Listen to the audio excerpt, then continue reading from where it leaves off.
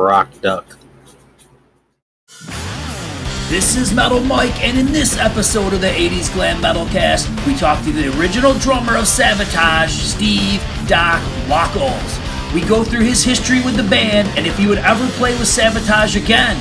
We also discuss his current band, Reverence. Check it out. Well, welcome to the 80s Glam Metal Cast. Doc, how you doing tonight, man?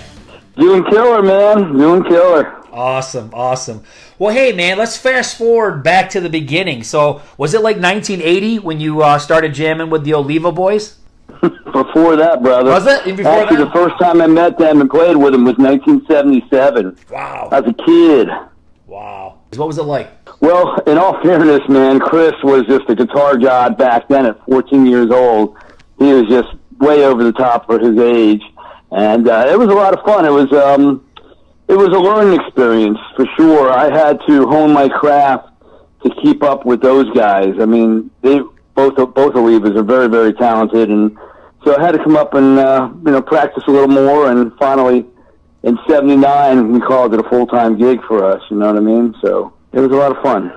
So you pretty much knew right from the get-go that there was something unique about these guys. Oh, 100%. I mean, the night before I auditioned back then, I went and saw this band Tower at this high school, and I'm like, holy good God, this guy is great.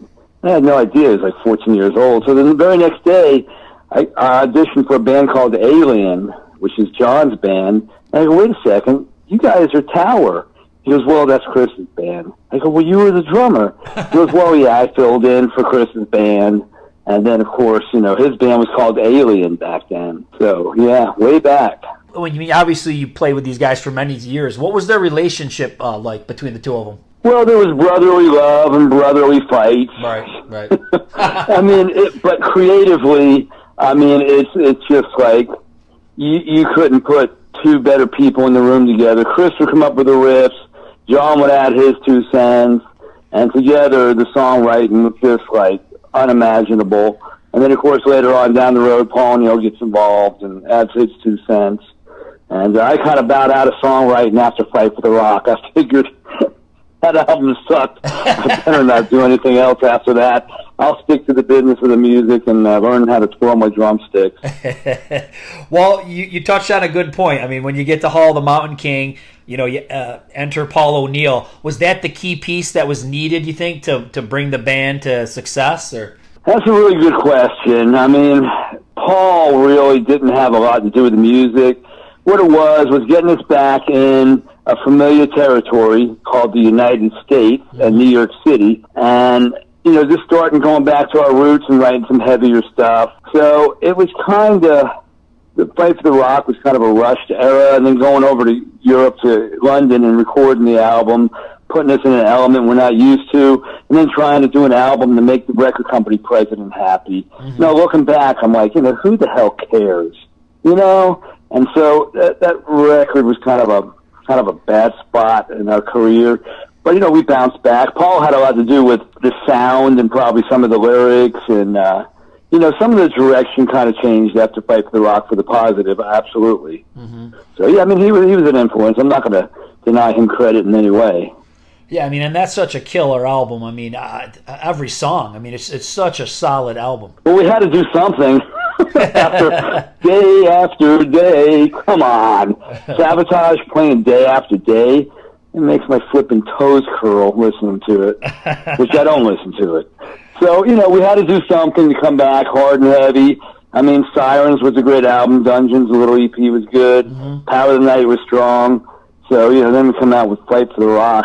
What a joke. Yeah. MTV was being pretty kind to you guys at that point, too. I mean, Hall of the Mountain King was like a Headbangers Ball staple. Yeah, that definitely helped propel sales. And, of course, going on tour with Megadeth and Dio, that was really fantastic. We had a real good time with that, too. So, I mean, it was crazy. It was a crazy time period in the band's career that we just started kind of going in that upward motion that we needed. And it was a lot of fun. I mean, Gutter Ballet, that's got to be one of my favorites. I mean, I love kind of the experimentalness that's going on, the piano's being brought in, and you're kind of, it's almost like it reminds me of Queen in some respects, because you come out with something like Of Rage and War, but then we've got, When the Crowds Are Gone. It's got a lot of cool vibes, different vibes. Yeah, the piano thing was something, early on, going back even before Sirens, we had keyboards, because John was playing bass and keyboards. And so as we progressed, we took the keyboards out of it, and then we brought them back in, the whole instrumentation, piano, violin, cello, all that kind of stuff. That all kind of got added back in. Kind of Paul O'Neill was kind of pushing that direction a little bit. And so that's kind of more of a Pauly record than, let's say, Mountain King was back in the day. One thing, too, I mean, and you do this on a lot of the songs, but I notice it a lot on, especially the song Gutter Ballet. I mean, you're pretty much playing the riff right with the guys. I mean, you know what I mean? A lot of times somebody will keep a beat, to do a fill, but like you're right in sync with all your, your fills and your accents. You're pretty much playing the riff. That's a very good observation. A lot of people have never, heard that or figured that out.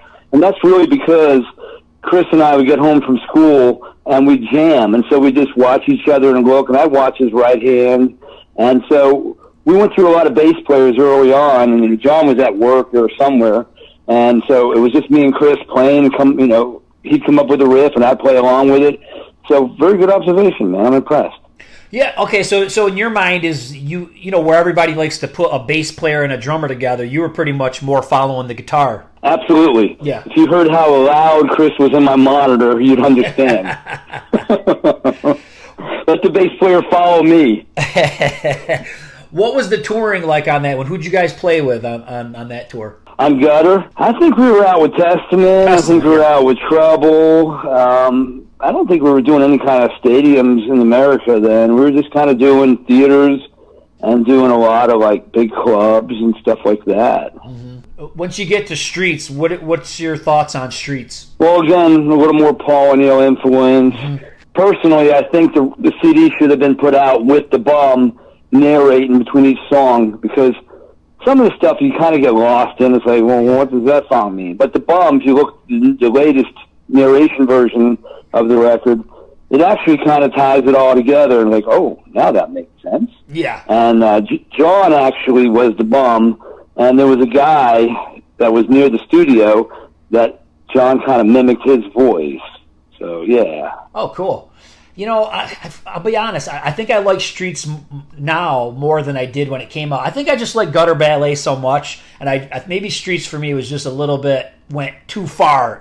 Almost like a pun. That's what the song's right. Almost like went too far in that direction. And I think concept albums, like you said, it's tough. I mean, you could. There's some concept albums where it's really clear and it's easy to follow, and then there's other ones where it's not. And you're right. You need a narrator sometimes, because the people that are making the album know the story, but the listener doesn't, and that's the part where you've really got to help them along. Right. I know there was something in the CD book you could read, but I mean, people want to listen, and so there was a bum in the very beginning, and then throughout the record there was nothing. So the new version, like I said, wow, it even makes more sense to me. And I was there playing the stuff, so just kind of sometimes you just can't read the writer's minds, and this really kind of helps it quite a bit. Yeah, and you think that's kind of, it's almost like where Paul has went with, or where he did go with Trans-Siberian Orchestra. You think that was kind of the early groundwork for that stuff? Well, I would say maybe in the back of his head. I mean, the whole TSO thing kind of came as, off of Dead Winter Dead, the Sarajevo 1224 song, which I had nothing to do with that record. It was kind of like, let's just try something different, and they put that on the record, and it really stuck against the wall. And if you know anything about Atlantic Records, only thing they know how to work is stuff on the radio. I mean, so, like, Epic did a great job with Flippin', or Elektra with Metallica. They didn't get any airplay back in the day. No. Well, Savatage couldn't get airplay, but yeah, they can get Phil Collins airplay or AC/DC or something, but not Savatage. And so they didn't know how to work us. And so, when it came to a song like Sarajevo, they obviously garnered a boatload of airplay, but they couldn't do a Christmas album and, band being called Savatage. It had to be called something else. And O'Neill wrote a book called Romanoff when King's Whisper. And so I think some of that Russian influence probably came off, the whole Trans-Siberian Orchestra thing. Yeah. So. Yeah, I mean it's funny that you talk. I mean, hey, we're heading into the Christmas season here, and it's funny because every time I always hear that song, and they say, "Oh, it's Trans-Siberian Orchestra," all us Savatage nerds are like, "No, it's Savatage. It's not Trans-Siberian Orchestra." You know what I mean? Right. Yeah, you got that straight. That's the exact recording off of the Dead Winter Dead album. Yeah, absolutely. That's Savatage. That is not TSO. You're right. 100%. So when we get to the point where John's out of the band and Zach Stevens comes in, well, what's your take on all of that? Because obviously you were an active member at the time. What's the story behind all that? Well, being a longtime player in the band and one quarter owner of the band Savatage, you show up to practice and then somebody introduces your new singer. Oh, hey, this is Zach, your new singer. Kind of like, huh? Wow. So it was kind of a surprise. I mean, Zach is a great, great individual, great singer. But at that time, it just wasn't feeling the same to me. Mm-hmm. I mean, because John was the voice of Savatage. Right. And, Zach was kind of a little bit more, I don't know, I guess poppy sounding, if you will. Mm-hmm. And so it was kind of like, at that time I had a business going. I came off the road and I started a business and I was doing very well. So I'm like, okay, well, I'll do the album, but do I want to tour? I'm making X amount a week, and they're going to pay me Y. And, it just didn't make sense to me at the time monetarily. And so I chose not to tour on Edge of Thorns for that reason, just because I was making, good jack. Do you play electronic kit on that album? Yeah. Dr. Killpad. Yeah. It sounds good. And once again, man, I freaking love Edge of Thorns. Like I said, I was into Savatage before, obviously, so I was kind of unsure, because you're right, he is the voice of Savatage. But, man, I love Zach Stevens' voice. I think it's a great album. Like I said, I guess for me, where my tastes are, that's the kind of album I like. I like albums that kind of, pop all over the place and, you got really heavy songs and you got ballads. And I like that kind of stuff. And I think Edge of Thorns kind of reminded me of Gutter Ballet, and I think that's why I liked it so much, because it had a similar vibe. Sure. I don't know. I mean, again, in my mind, my heart, Savatage will always be Chris, John, Johnny, and myself. To me, that's like the band. To me, it's like when I look at them and watch them now, they're kind of a cover band to me. Like, right. I don't know. That's just my personal feeling. Who's in the band that's original? Okay, John's back in the band. Johnny's not original, but he's been in the band a long, long time. Then, you got these other players that I really don't even know that much about. So when obviously Chris got in the accident, he passed away. I mean, was that the end for you as well? You were done? Well, I think it kind of reaffirmed my decision that I made early on that year not to tour. It kind of said, well, I guess I made the right decision. And after the funeral, we all sat down at, I think it was Lori's house, which is Chris's sister. And we said, dude, it's over, man. It's done. The band can't continue without Chris, man. I mean, right. Chris was the center point of the band. He was the guitar god of the world in my eyes. And, it just wasn't going to be the same. And then, I don't know, probably 6, 8, 10 months later, I'm running my business and I hear Savatage is recording. I'm like, huh? And that was A Handful of Rain. Now, why are you on the inside cover, but you didn't play on it? Well, if you really look at the band, I mean, the only thing I can think of is the fact that, okay, I've been there from the beginning. Johnny, came in like 86, let's say, 85, 86, and Zach is 93, and Alex is like, 95? Right. So I gave some credibility to the name, I guess. Mm-hmm. I don't know. Yeah. I mean, I wanted to get back and do something, but, I had my own thing going, and, one of them deals. I mean, it makes sense. I see what you're saying, because at this point, they're probably trying to show some stability in the lineup, and that does make sense. But, I mean, from what we're hearing today, I mean, I think John played just about everything. Zach sang it, and Skolnick did the leads, and that's pretty much it, right? I don't know. Okay. Complete ignorance on that one. I wasn't there, you know what I mean? I did some of the press and some of the video and album cover shot, but I think John probably did do it. I mean, he's very capable to play every instrument on the album, absolutely. Yeah. And which was obviously just a bad turn of events. I mean, Savatage was getting pretty big with Edge of Thorns. You know what I mean? I remember that being on the radio all the time, and The video was getting played, and then to have Chris pass away, I mean, it's just really bad timing. Yeah, I guess it was. Obviously, it was real bad timing. I mean, I probably would still be doing something with them musically if Chris was around. I mean, we were pretty tight, and one of them deals, man. It's just it sucks. It sucks that he's been gone. I don't know, 26, 27 years. Yeah. I guess it's one of I can't believe it. It's one of those decisions that people have to make. I mean, we've seen 1,000,001 bands that lose people, and I think it's just one of those things. You're either going to go one way or the other. You're either going to try to keep the music going. You try to guess what that person would want. People could say, "Oh, he would want the band to go," but you don't know. You know what I mean? You just kind of. That's just the way it goes for some of these bands. They keep it going. Well, I think a lot of that has to do with, and this isn't kind of downplaying anybody, is that's all they know, dude. I mean, right. What's John going to do?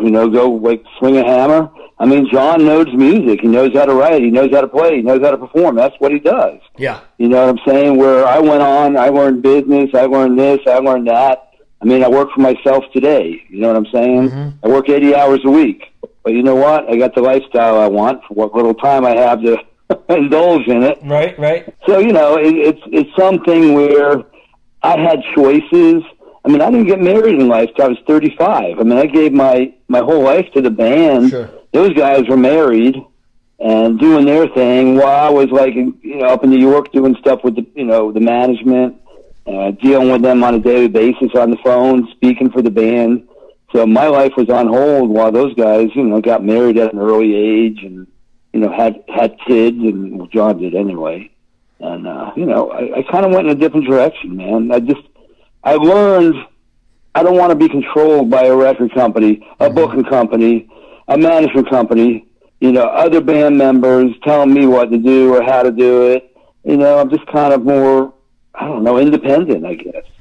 No, it makes sense. So the talk that comes up all the time is everybody wants to see John, Zach, Chris, all these guys get back together and make an album. If they ever did that and they said, "Hey man, Doc, would you play on a couple tracks?" Would you be interested or no? I'd do the whole damn album. I just texted John today. I read something on, I don't know, Blabbermouth or something.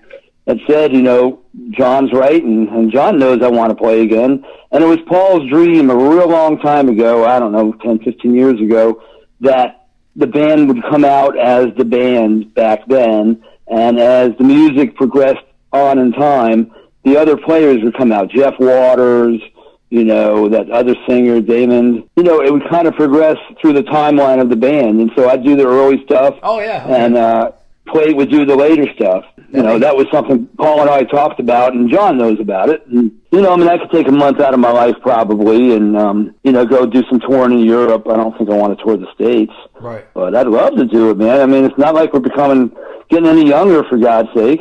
That's true. Shit, I just had a birthday last week. How old are you now? Mentally or physically? Whatever you want to say.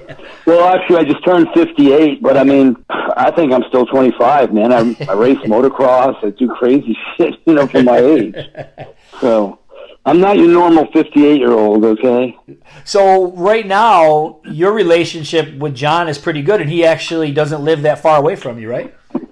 Okay, well, John Oliva is in Florida. Yeah, we talk quite a bit. Text, talk. But Johnny Lee lives about 800 yards as the crow flies from me. He built a house on top of a mountain. He's sitting a little bit higher than I am. I'm at 1750, and he's probably at 1,900 feet above sea level. So yeah, he built a really nice house with a blacksmith shop, and I taught him that a little bit, and he's a very talented blacksmith. He raises bees, so he makes, this honey.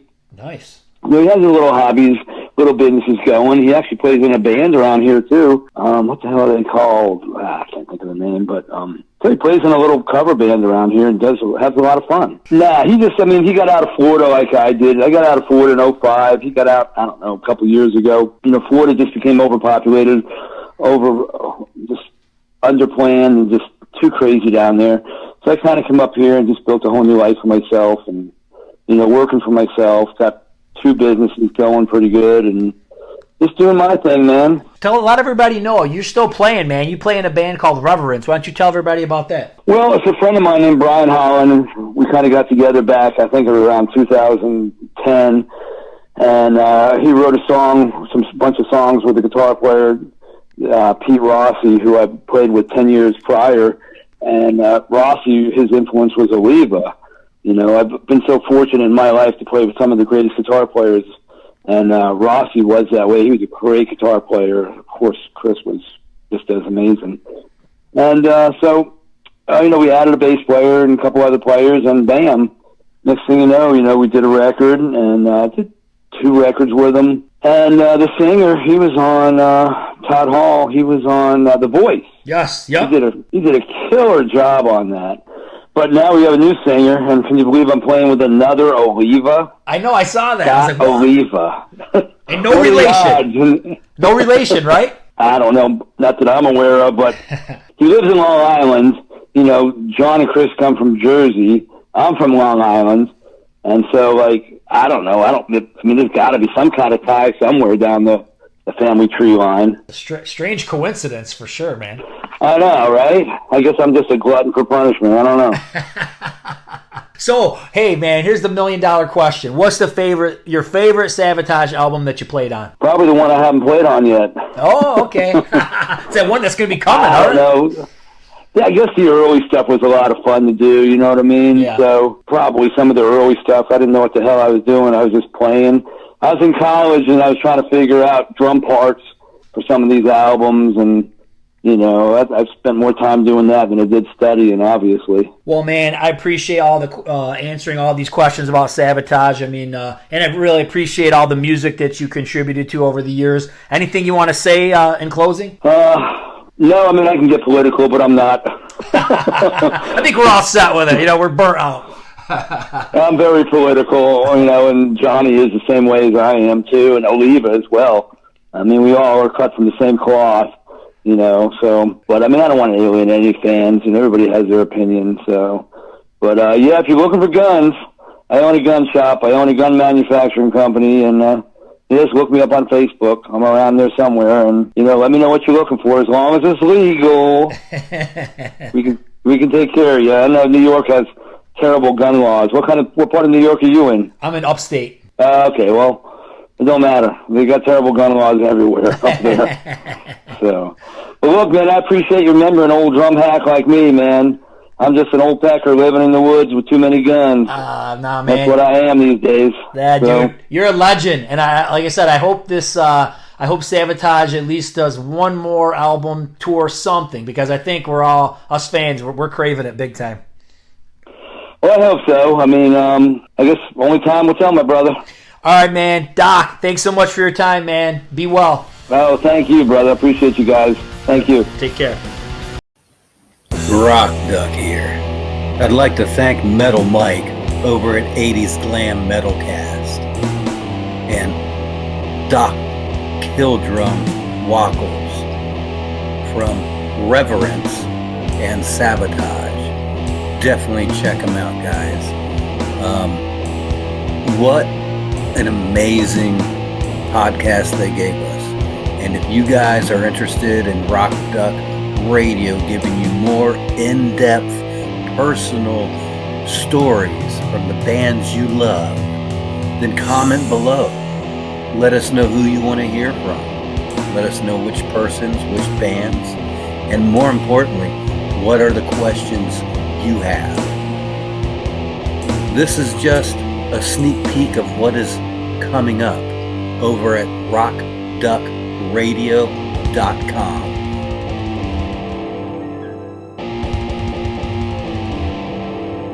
So if you enjoyed this exceptional podcast, make sure to check out Metal Mike over at 80s Glam Metalcast YouTube channel for a lot more. I don't even know how to word it. He's got a lot of interviews, a lot of in-depth information, and if you like rock, if you like bands, if you're into this kind of stuff, guys, then you definitely need to go check out Metal Mike over at 80s Glam Metalcast YouTube channel, and don't miss out.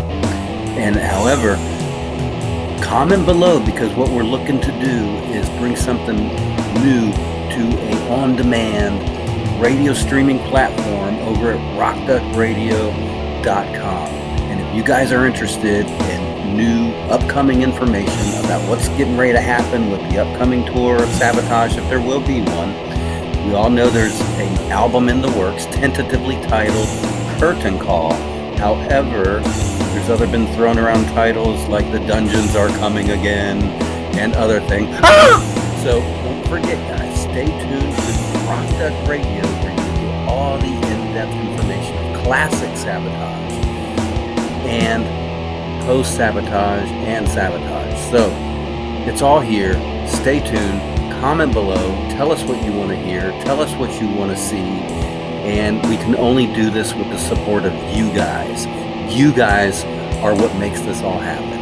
If we can't get the support, well, you already know what happens. Savatage turns into TSO. Great performers and intellectuals like Doc Wackles end up having to go, do other things, because when it comes down to the music industry, guys, the reality is it's harsh. It's harsh. And you heard it from him firsthand. He wanted a life. He wanted to be married. He wanted children. He wanted a business. He wanted stability. And at the time, Savatage was not giving that. But guess what? This is 30 plus, 40 plus years for them, who started it before the actual, release of it. He goes back to even before the demos. So imagine the amount of time he put into that. Of course, he wants to see Savatage come back and reunite and have the grand hurrah it deserves. You and I know it deserves it. So comment below. Tell us that you'll support it. Tell us you'll be a fan. Tell us you'll be there for the tour. Where are you, so we know where to tour? Leave your comments. We need to know. Savatage is here to stay. No one is going anywhere. Rock Duck Radio, over and out.